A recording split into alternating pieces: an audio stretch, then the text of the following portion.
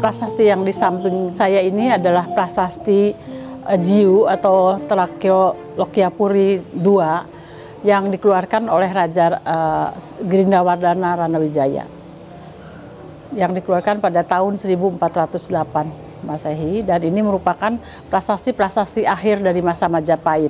Tapi ya sayangnya sekarang kita tidak bisa membaca ulang ya prasasti-prasasti ini karena memang sudah sedemikian rupa rusaknya prasasti ini sehingga agak sulit untuk dibaca ulang. Tapi kita sudah mendapatkannya, sudah pernah dibaca oleh J.L. Brandes pada tahun 1913, itu sudah diterbitkan oleh beliau. Jadi melanjutkan dari yang prasasti tadi yang ditemukan ada 4, juga ada yang disebut yang salah satu ciri khas dari prasasti keempat prasasti itu, tapi mungkin di dalam prasasti sendiri sudah tidak begitu kelihatan, adalah tanda-tanda ini, adanya payung, bulan, dua telapak kaki dan sebagainya ya. Itu adalah tanda yang selalu dikeluarkan oleh Girindawardhana ini. Dan ada 4 yang ditemukan di sini.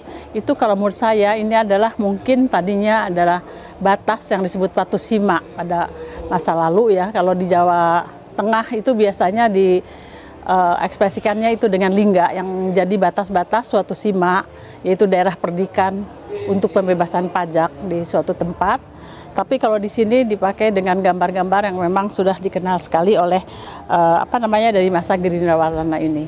Dan yang menariknya juga adalah ada istilah ya dalam prasasti-prasasti Majapahit ini yang tadinya tidak dipakai, yaitu adalah jika dalam kutukan ya itu ada yang namanya lah nira gitu atau darah dia.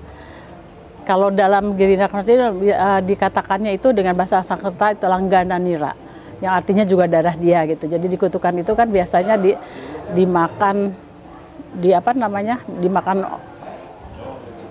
dagingnya, dicucup uteknya seperti itu dan segala macam, dan diisap darahnya seperti itu. Jadi saya sebagai contoh prasasti batu ini sangat sedikit sekali dibandingkan dengan prasasti logam. Prasasti logam itu yang banyaknya. Jadi dari masa Hayam Wuruk segala macam itu prasasti logam, termasuk juga yang disalin oleh Hayam Wuruk itu prasasti logam. Tapi pada masa akhir Majapahit yaitu yang dikeluarkan oleh Girindawardhana, itu suatu dinasti tersendiri, yaitu adalah dari batu. Penyerahan Tanah Sima, apakah ada cerita lain dari yang prasasti yang ada di Majapahit?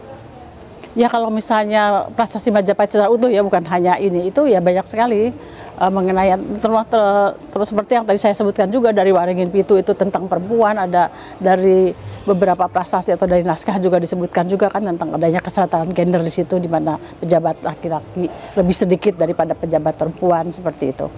Jadi memang banyak sekali hal-hal yang disebutkan di dalam prasasti, termasuk juga kehidupan sosialnya, pajak-pajak apa saja yang pada saat itu yang harus dibayar atau seperti itu. Ada juga yang orang itu dibayar oleh pajak yang diterima oleh raja seperti itu. Jadi memang seperti kesenian.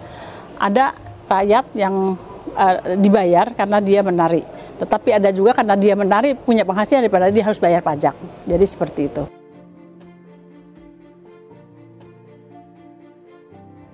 Banyak Pak, ya, jenisnya banyak sekali ya. Jadi ada selain pajak tanah, ada pajak pembuat kerajinan juga sudah dipajakin Pak. Jadi pembuat bata, pembuat kain itu dipajakin.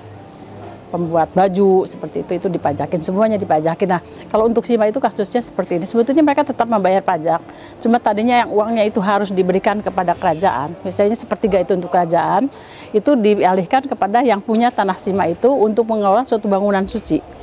Jadi seperti itu kalau untuk pajak itu sendiri.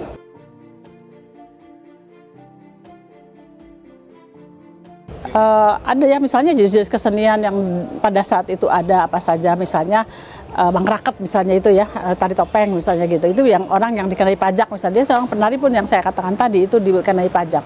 Jadi seperti Manapel dan tapi kita taunya dari naskah Nagarakertagama ya atau Desa Warnana yang menyebutkan Hayam Wuruk itu salah satu yang pintar sekali nari topengnya. Jadi seperti itu. Jadi memang prasasti itu kadang-kadang tidak bisa berdiri sendiri ya, harus dikaitkan dengan naskah juga. Ini dari masa Erlangga, tapi saya sendiri lupa yang mana dan yang mananya ya.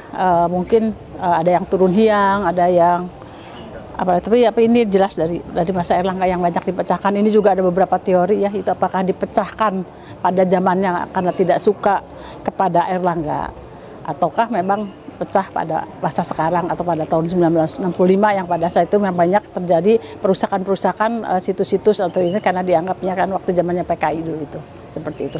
Dan yang menariknya juga yang untuk masa Erlangga ini memang ya mungkin karena juga salah satunya Erlangga kan bukan orang asli Jawa, jadi mungkin juga dirusakkan, dia orang Bali sebetulnya gitu, tapi menguasai Raja Jawa. Mungkin seperti itu salah satu teori saja, tapi belum tentu betul juga.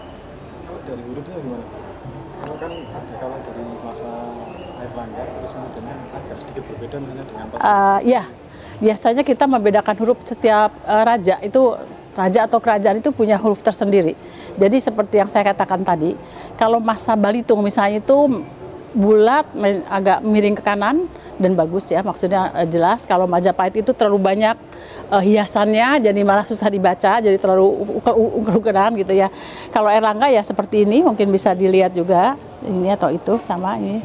Jadi emang agak beda. Misalnya pada masa Sindok itu lebih persegi dibandingkan dengan ini Balitung.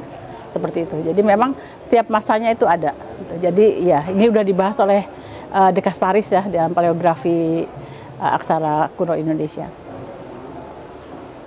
Apakah berarti kalau kemudian kan semuanya hampir semuanya Jawa kuno?